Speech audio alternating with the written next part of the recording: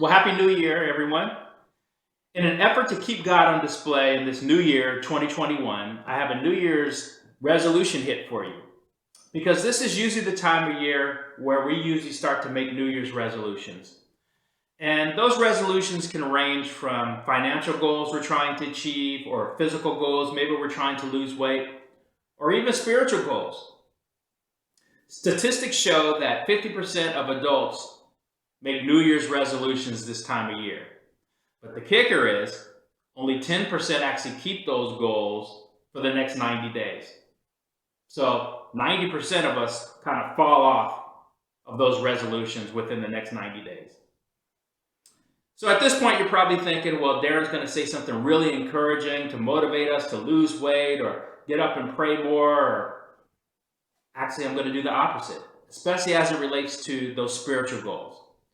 So if you have a goal to wake up extra early, to pray and spend time with the Lord, I'm going to ask you not to do it. Or if you have a goal to fast more this year, or give more, or serve more, I'm going to ask you not to do it.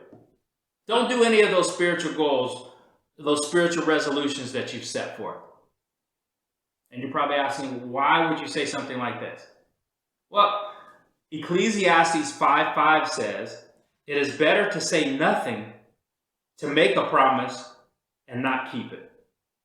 So in God's eyes, he would rather you say absolutely nothing. Don't make promises to me and you're not going to follow through on them. Numbers 23:19 says, God is not a man, so he does not lie. He is not human, so he does not change his mind. Has he ever spoken and failed to act? Has he ever promised and not carried through?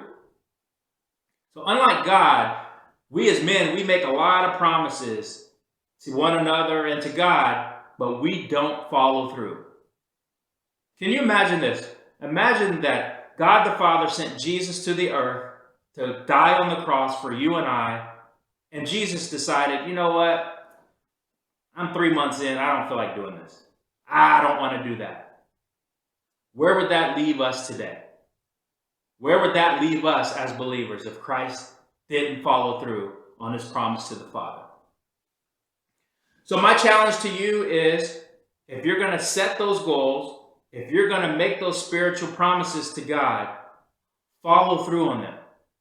Because in God's eyes, it's better to not make the promise, not set the goal, than to make the goal and break it.